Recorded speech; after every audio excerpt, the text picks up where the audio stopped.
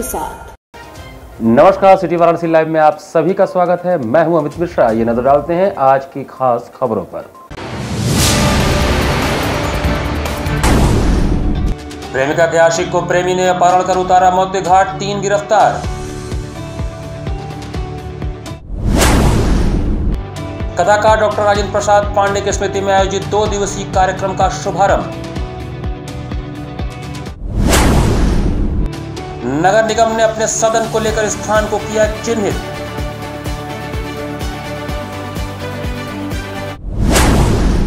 और गाय घाट पर आयोजित 2 दिवसीय ग्रीष्मकालीन तैराकी प्रतियोगिता संपन्न।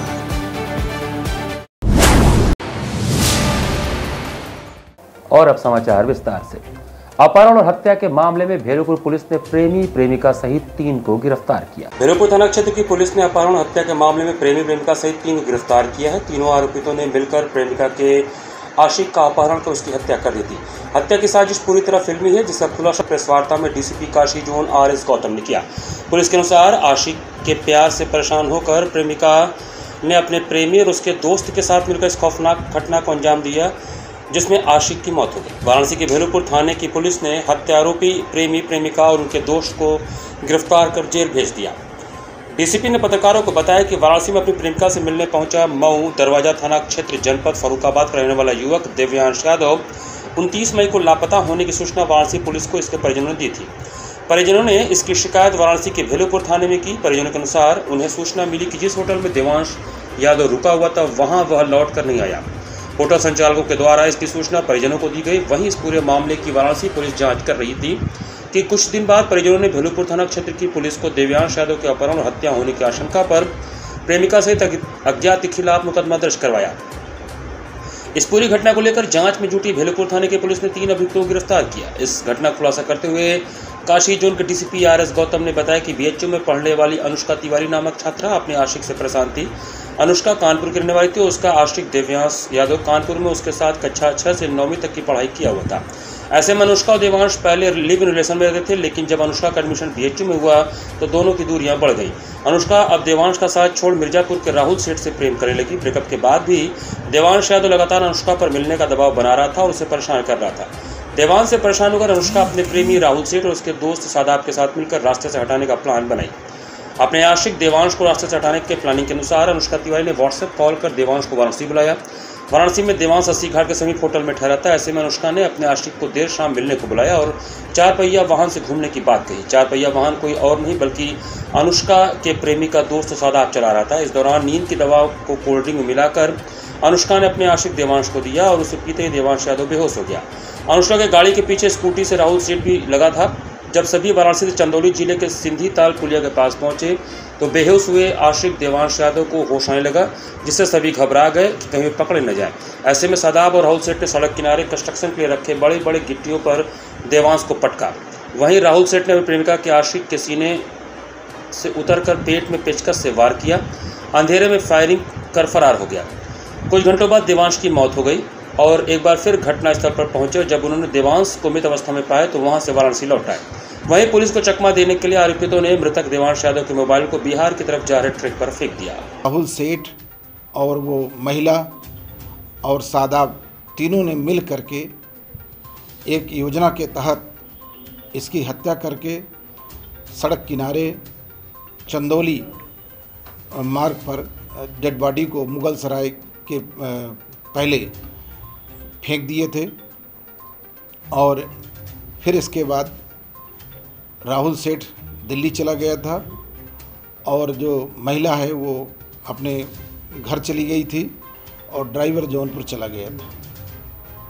इसमें टीम जो है वैज्ञानिक साक्ष्यों को संकलित करते हुए पर्याप्त साक्ष्य के आधार पर तीनों की गिरफ्तारी किए हैं। घटना में प्रयुक्त वाहन, घटना में प्रयुक्त जो पेचकस, राड और जो पहने हुए कपड़े थे देवांश के द्वारा, उन सबको बरामद किया गया है। और इस पूरी टीम ने बड़ी तत्परता से कार्य किया है। पूरी टीम को सफल अनावरण हेतु जो है 25,000 नगद रुपए से पुरस्कृत भी किया जाएगा। हिंदी और संस्कृत के वरिष्ठ कवि, कथाकार, वार्ताकार तथा आलोचक डॉक्टर राजेंद्र प्रसाद पांडे की स्मृति में 2 दिवसीय आयोजन प्रारंभ हुआ। वाराणसी के रतौता चौराहे के समीप कन्हैयालाल मोतीलाल सभागार में हिंदी और संस्कृत के वरिष्ठ कवि, कथाकार, वार्ताकार तथा आलोचक डॉक्टर राजेंद्र प्रसाद पांडे की स्मृति में समर्पित 2 दिवसीय आयोजन के प्रारंभ में पांडे जी की हालिया प्रकाशित किताबों नदिया नाव संजोग और प्रीति न करियो कोय तथा भाषा चिंतन के आगाम का लोकार्पण डॉक्टर ओम धीरज, डॉक्टर जयनाथ मिश्र और डॉक्टर अरुणेश नीरन की उपस्थिति में हुआ। इस आयोजन की अध्यक्षता डॉक्टर ज्ञानदीप मिश्र ने किया। विशेष अतिथि के रूप में डॉक्टर उदय प्रताप सिंह उपस्थित थे। इस अवसर पर पांडे जी के जीवन और साहित्य के मूल्यांकन पर केंद्रित लगभग 500 पृष्ठ की पुस्तक राजेंद्र प्रसाद पांडे एक श्रीनाथ का भी लोकार्पण हुआ, जिसका आयोजन पांडे जी की धर्मपत्नी डॉक्टर शशिकला पांडे ने किया। नादी सेवा न्यास के सचिव यश रत्न ने सभी मंचासीन लोगों का माल्यार्पण कर उत्तरी ओढ़ाकर एवं स्मृति चिन्ह के साथ सम्मानित किया। इस अवसर पर बिहार हिंदी साहित्य सम्मेलन के आजीवन संरक्षक सदस्य भी विद्यमान थे। ओम धीरज ने पांडे जी को साहित्यिक रत्न के रूप में स्मरण किया। जितेंद्र मिश्र ने अपने वक्तव्य में कहा कि पांडे जी ने अपनी साहित्यिक दृष्टि विकसित की और विद्वानों की बात कर आंख बंद करके विश्वास नहीं किया। उन्होंने कहा कि उनके जीवन के प्रति सम्मान और आसक्ति थी। डॉक्टर अरुणेश नीरन ने पांडे जी के साथ व्यतीत किए समय को याद करते हुए कहा कि उनकी तर्कबद्ध बौद्धिक टकराव में खासी रुचि थी। उन्होंने शशिकला पांडे को नांदी पत्रिका को फिर से शुरू करने के लिए बधाई दी। उदय प्रताप सिंह ने पांडे जी के लेखन पर शोध करने का आग्रह करते हुए कहा कि वे साहित्य की त्रिवेणी थे, साहित्य, प्रशासन और मित्रता। उन्होंने कहा कि वे निर्गुणोपासक थे और ज़्यादा विद्वान इससे जुड़ गए हैं, पहली चीज़। दूसरी चीज़ ये कि जो सम्मान करने का साहित्यकारों का कार्यक्रम था या जो कहिए कि हम लोगों की एक योजना है वो और आगे बढ़ी है। तीसरा इसमें यह है कि पिताजी की जो प्रकाशित रचनाएं थी उनका संग्रह नदिया नाव संजोग और भाषा एवं चिंतन, ये 2 पुस्तकों का विमोचन हुआ है। तीसरा उन्हीं के ऊपर एक पुस्तक है राजेंद्र प्रसाद पांडे एक शिनाख्त, यह एक पुस्तक प्रकाशित हुई है, उसका विमोचन है। और उनके द्वारा संपादित एक नांदी नाम की पत्रिका थी जिसका संपादन बंद हो गया था उनकी अस्वस्थता के कारण, और फिर इधर कोविड में हम लोग नहीं चालू कर पाए थे। इस वर्ष से उसका पुनः हम लोगों ने प्रकाशन चालू किया है। जनपद वाराणसी में पिछले कुछ समय से लंबित नगर निगम सदन की मांग अब पूर्ण होने जा रही है। शीघ्र ही वाराणसी नगर निगम का अपना नगर निगम सदन होगा। जनपद वाराणसी के नगर निगम के खुद का मिनी सदन न होने से मेयर सहित तमाम सदस्यों को काफी दिक्कतों का सामना करना पड़ता है। सदन की बैठक में लगातार खुद का मिनी सदन बनवाए जाने की मांग विपक्ष के पार्षदों के द्वारा उठाया जाता रहा। ऐसे में अब नगर निगम ने खुद के मिनी सदन को लेकर स्थान को चिन्हित कर लिया है। कार्यदायी संस्था के द्वारा मिनी सदन के लिए लेआउट तैयार कर लिया गया और जल्द ही इस पर कार्य भी शुरू हो जाएगा। वाराणसी नगर निगम का मिनी सदन पहले नगर निगम के बगल में प्रेक्षागृह में चलता था, लेकिन रुद्राक्ष कन्वेंशन सेंटर बन जाने के बाद लंबे समय तक सदन स्थगित रहा। ऐसे में मिनी सदन को टाउन हॉल में ले जाया गया और मिनी सदन की कार्रवाई वहीं की जाती रही है। मौजूदा समय में भी मिनी सदन टाउन हॉल में ही चल रहा है। ऐसे में कई बार नगर निगम के खुद का मिनी सदन न होने से आक्रोशित विपक्ष के पार्षद हंगामा कर चुके हैं। कई बार अपनी इस मांग को लेकर सदन में हंगामे के साथ अधिकारियों और सरकार से नगर निगम का मिनी सदन बनाए जाने की गुहार लगा चुके हैं। नए मिनी सदन को बनाए जाने को लेकर वाराणसी के मेयर अशोक तिवारी ने बताया कि नगर निगम का खुद का अब अपना मिनी सदन होगा, जिसके लिए स्थान को चिन्हित कर लिया गया है। उसका DPR तैयार किया जा रहा है। हम सभी उम्मीद कर रहे हैं कि 2024 से पहले मिनी सदन बनकर तैयार हो जाए, जिसे PM मोदी के द्वारा उद्घाटन करवाया जाए। वहीं उन्होंने मिनी सदन के स्थान को लेकर बताया कि नगर निगम के पीछे पुलिस चौकी के पास 15,000 स्क्वायर फीट का स्थान चिन्हित किया गया है। इसी स्थान पर मिनी सदन बनाए जाने का प्रस्ताव है। नगर निगम मिनी सदन का पिछले कई सालों से रुद्राक्ष सेंटर बनने के बाद मिनी सदन नगर निगम के पास नहीं था, लेकिन जगह भी चिन्हित कर लिया गया है, उसका DPR भी बन रहा है और फंड की भी व्यवस्था है। हम लोग की कोशिश होगी, सामूहिक कोशिश होगी कि 2024 चुनाव के पहले मिनी सदन तैयार हो जाए और माननीय प्रधानमंत्री जी के द्वारा उसका उद्घाटन कराया जाए। कहाँ बनेगी? बस यही बगल में पुलिस चौकी के पीछे करीब 15,000 स्क्वायर फीट जगह खाली है, उसी जगह को चिन्हित किया गया। यहाँ पर उसके लिए छोटे से ब्रेक का बने रहिए सिटी वाराणसी लाइव के साथ। लाइव, सच के साथ। I am a student of Jeevandeep Mahavidyalaya. I am proud of Mahavidyalaya for excellent faculty, best support and best infrastructure and best place. I am a student of Jeevandeep Mahavidyalaya. I am proud of Mahavidyalaya for excellent faculty, best support and best infrastructure and best place. I am a student of Jeevandeep Mahavidyalaya. I am proud of Mahavidyalaya for excellent faculty, best support and best infrastructure and best place. Corona virus ने देश में एक बार फिर से रफ्तार पकड़ ली है। ऐसे में जरूरी है कि सभी लोग पूरी एहतियात बरतें। घर से बाहर निकलते समय मास्क का सदैव प्रयोग करें। समय समय पर हाथों को सैनिटाइजर से सैनिटाइज करें। ज्यादा भीड़ भाड़ वाली जगहों में जाने से बचें। 2 गज की दूरी का पालन करें। स्वस्थ रहें, सुरक्षित रहें। जनहित में जारी वाराणसी लाइव। वाराणसी लाइव, सच के साथ। ब्रेक के बाद आपका स्वागत है।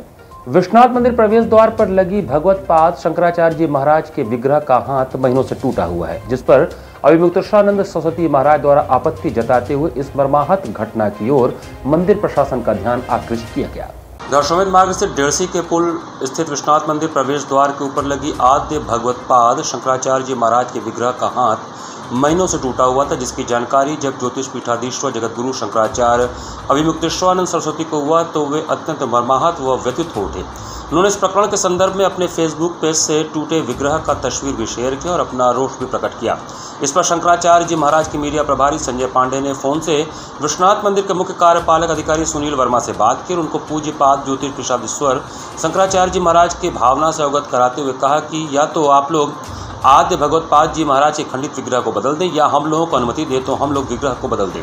इस पर कार्यपालक अधिकारी सुनील वर्मा ने कहा कि वैसे तो ये पर्यटन विभाग से संबंधित मामला है, लेकिन हमने खंडित विग्रह को ठीक करने का आदेश दे दिया है। कल खंडित विग्रह को ठीक कर दिया जाएगा। तब संजय पांडे ने सुनील वर्मा से अनुमति लेकर आदि शंकराचार्य के खंडित विग्रह को केशरिया कपड़े से ढक दिया। इस दौरान संजय पांडे ने एसीपी दर्शनमेध अवधेश पांडे से भी फोन पर वार्ता किया। प्रतिनिधिमंडल में प्रमुख रूप से संजय पांडे, सतीश अग्रहरी, राकेश पांडे, विनीत शंकर गुप्ता आदि लोग सम्मिलित थे। काशी के दशाश्वमेध मार्ग पर डेढ़सी के पुल से जहां से विश्वनाथ मंदिर के लिए प्रवेश किया जाता है, वहां एक द्वार बना हुआ है, जिसके ऊपर आद्य भगवत पाद शंकराचार्य जी महाराज का एक विग्रह स्थापित किया गया था, जिस विग्रह का हाथ कई महीनों से टूटा हुआ था और उसको ठीक नहीं किया जा रहा था, जिसकी जानकारी आज ज्योतिष पीठाधीश्वर जगत गुरु शंकराचार्य स्वामी श्री अभिमुक्तेश्वरानंद जी महाराज को हुई तो अत्यंत मर्माहत हो उठे, व्यथित हो उठे और उन्होंने उस टूटे विग्रह का तस्वीर जो है अपने फेसबुक पेज से शेयर भी किया और उन्होंने आदेश दिया। उनके आदेश के अनुसार जाकर हम लोग उस टूटे विग्रह को केसरिया कपड़े से ढक दिए हैं और महाराज जी का ये कहना था कि टूटे विग्रह का दर्शन करने से दोष लगता है, मनुष्य पाप का भागी बनता है। उसके पश्चात हम लोग विश्वनाथ मंदिर गए हैं और वहाँ मंदिर प्रशासन के जो संबंधित अधिकारी थे उनसे महाराज जी के भावनाओं से उनको अवगत करवाए हैं। चूँकि आज रविवार का दिन था और कोई जिम्मेदार अधिकारी नहीं था, तो मुख्य कार्यपालक अधिकारी श्री सुनील वर्मा जी से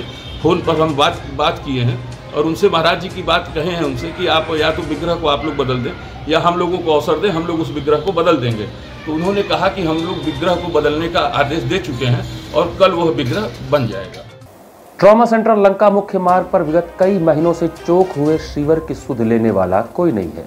लंका थाना के ठीक बगल में ट्रॉमा सेंटर लंका मुख्य मार्ग पर विगत महीनों से सीवर चौक है। लगातार लिखित शिकायत 3 बार जेई से एक्सीएन साहब से किया गया। अधिकारियों ने लगातार आश्वासन दिया कि 2-4 दिन में इसको साफ कर देंगे, लेकिन महीनों बीत गए, जिससे दुखी होकर यहाँ के लोगों ने अपने हाथों से सीवर सफाई किया। सीवर गहराई अधिक होने के कारण सफलता नहीं मिल पाई। वीआईपी मूवमेंट कारण लगातार सड़कें ऊंची होती जा रही हैं। सीवर चैम्बर नीचे होते जा रहा है, जिससे लोगों के घरों में, आंगन में सीवर का पानी भरने लगा है। भीषण गर्मी में बीमारियों का भी डर भय लोगों को सता रहा है। आज जनता ने घंटों सफाई किया और नगर निगम को चेतावनी दी कि यदि 3 दिन के अंदर सीवर सफाई कार्य नहीं हुआ तो जनता सड़कों पर उतरने का कार्य करेगी। सपा नेता अमन यादव के नेतृत्व में सीवर सफाई किया गया। पप्पू यादव, रविदास भोला, गौड़, चुन्नू, श्याम जी, तमाम क्षेत्रीय जनता इसमें उपस्थित थी। महीनों से यहाँ की क्षेत्र की जनता बहुत परेशान है।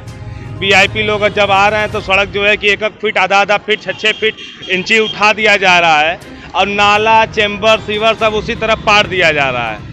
बार साल में 2-3 अल्लाह मोदी जी आ जा रहे हैं और महीना में 10 अल्लाह योगी जी आ रहे हैं। सड़किया सब ऊंचा कर दे रहे हैं, मजे का। नाला, सीवर कुल दब जा रहा है और जो है कि इसका शिकायत जो है कि कई बार, कम से कम 3 बार लिखित शिकायत और एक हफ्ते पहले एक सीएम साहब के यहाँ जाकर कहा गया, निवेदन हाथ जोड़कर विनती प्रार्थना किया गया, लेकिन समझ लीजिए कि अभी तक उनका जो है ये मोदी जी का समझिए बनारस का क्योटो है कि अभी तक नगर निगम के अधिकारी और सफाई कर्मचारी तक नहीं झांकने आए।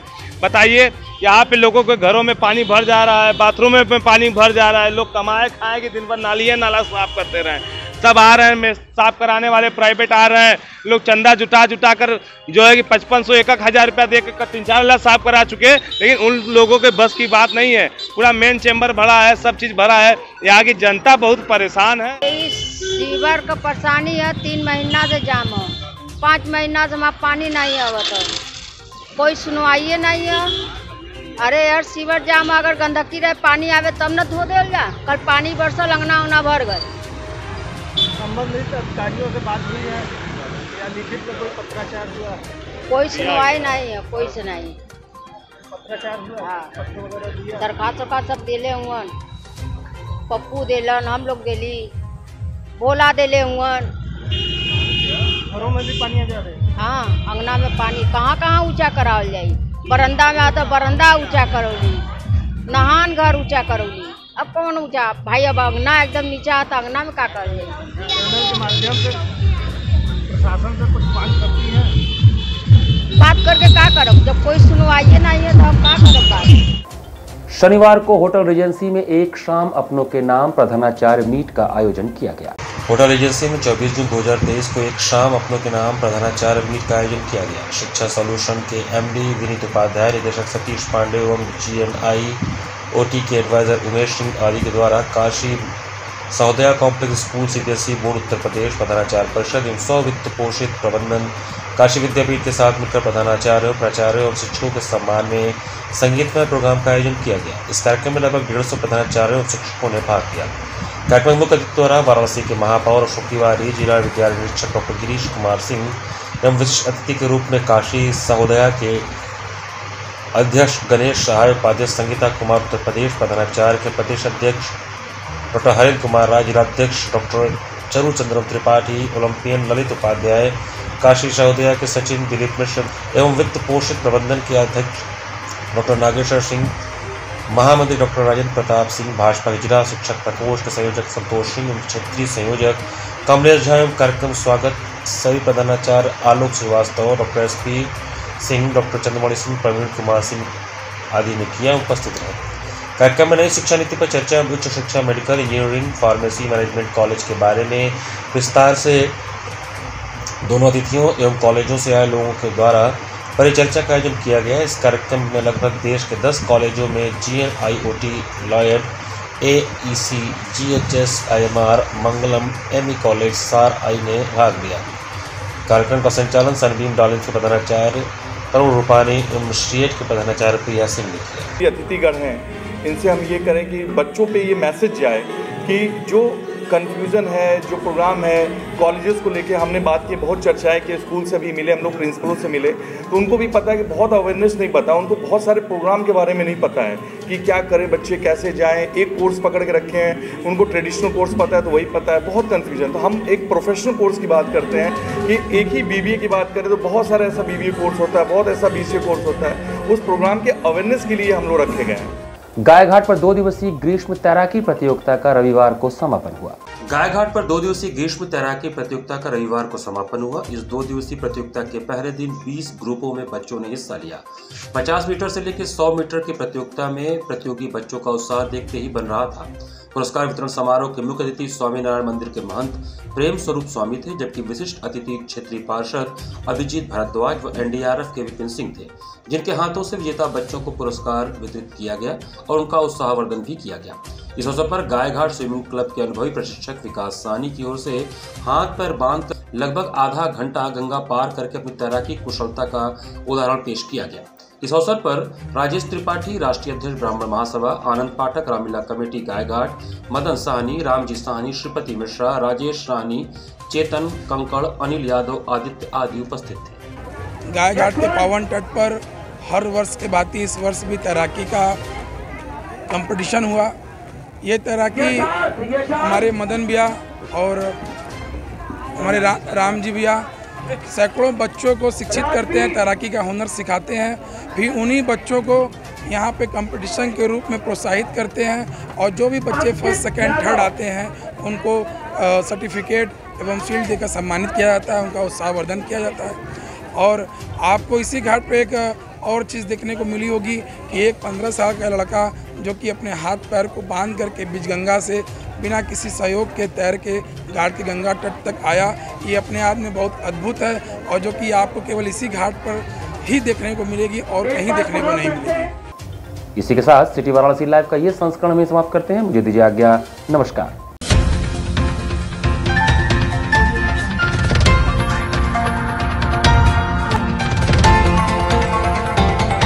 वाराणसी लाइव, सच के साथ।